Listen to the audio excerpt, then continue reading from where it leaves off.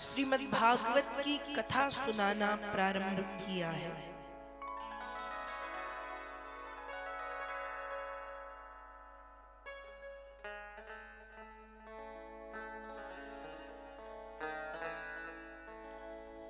मां गंगा के दक्षिण तट पर उत्तर दिशा तरफ मुख करके कुशा की आसन पर परीक्षित विराजित हैं। एक उच्च आसन पर सुखदेव जी महाराज बैठे हैं और सृष्टि की रचना के विषय में सुखदेव जी परीक्षित को बताते हैं कि भगवान ने इस संसार की रचना कैसे की।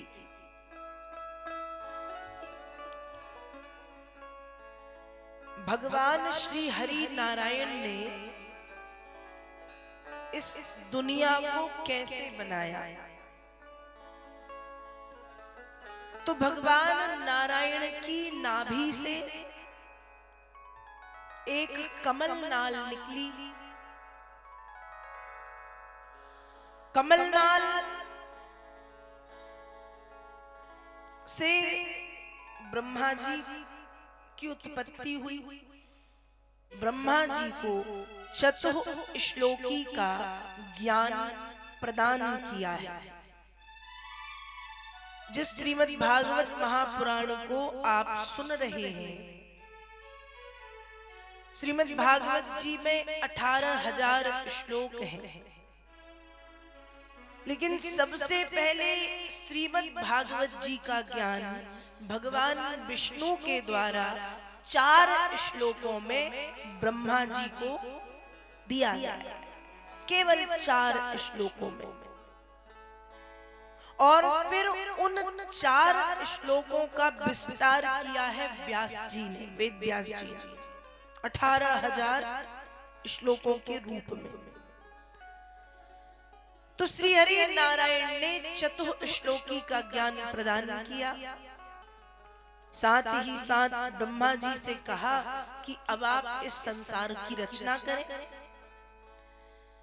भगवान विष्णु की बात ब्रह्मा जी ने मानी, संसार की रचना करना प्रारंभ किया है।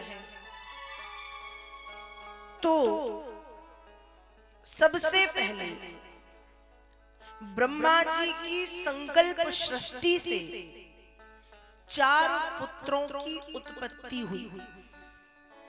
सनक, सनंदन, सनातन, सनत कुमार।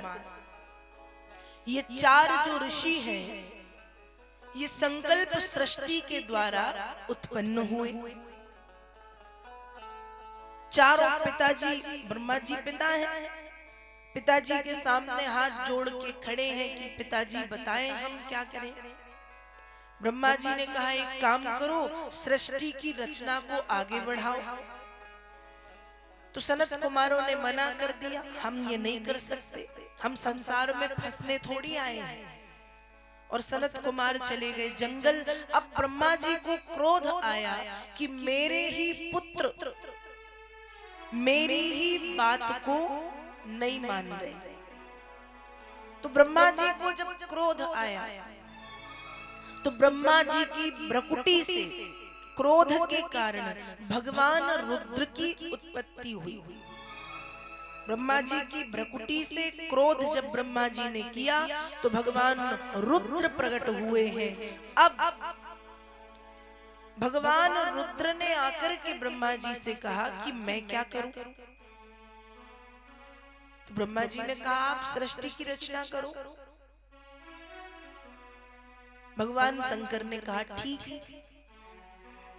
तो भगवान शंकर ने ऐसी सृष्टि की रचना की कि दुनिया में भूत, प्रेत, शाकनी, डाकनी, चुड़ैल, राक्षस जितने भी हैं, सबका निर्माण कर डाला भगवान शंकर ने।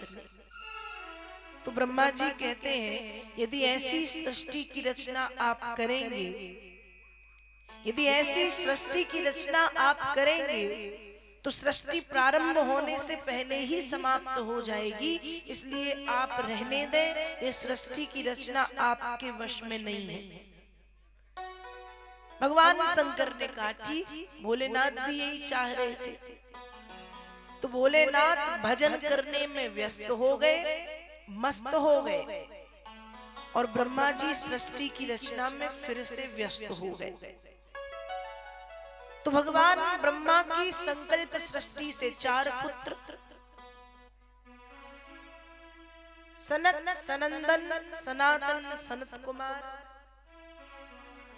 रिटर्न कम करा दे थोड़ा सा, सनत, सनंदन, सनातन, सनत कुमार 4, फिर हाँ ठीक, 4 ये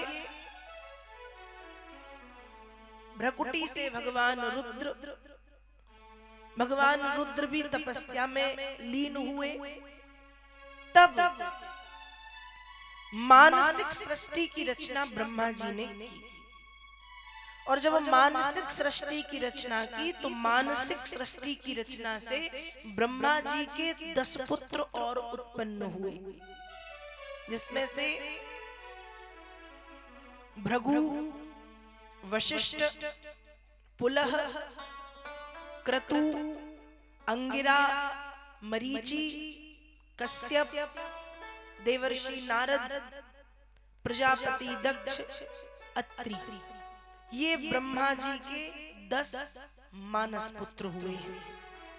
ब्रह्मा जी की वाणी से मां भगवती सरस्वती की उत्पत्ति हुई, और ब्रह्मा जी की छाया से ऋषि कर्दम की उत्पत्ति हुई। लेकिन सृष्टि जहां की तहां, क्योंकि जो 10 पुत्र मानस उत्पन्न किए वे भी तपस्या करने चले गए। ब्रह्मा जी ने कहा जो पुत्र आ रहा है वही तपस्या करने जा रहा है, क्या किया जाए। तो ब्रह्मा जी का एक नाम का अक्षर से है। का अर्थ होता है काया, काया मतलब शरीर। तो ब्रह्मा जी के दाहिने अंग से स्वयंभू महाराज मनु, ब्रह्मा जी के वामांग से महारानी शतरूपा की उत्पत्ति हुई, और फिर मनु और शतरूपा ने मैथुन धर्म के द्वारा 5 संतानों को जन्म दिया है। वेद व्यास जी भागवत जी में लिखते हैं, तदा मिथुन धर्मेण प्रजाहे धाम्य बभूविरे, सचापि शतरूपायां पंचापत्यान्यजीजनत।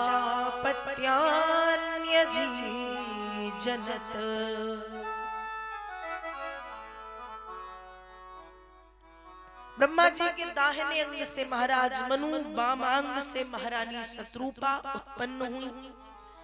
इन दोनों ने मिलकर के मैथुन धर्म के द्वारा 5 संतानों को जन्म दिया, जिसमें से 3 पुत्रियां हैं, आकृति, देवहूति, प्रसूति। 2 पुत्र हैं, उत्तानपाद और प्रियव्रत।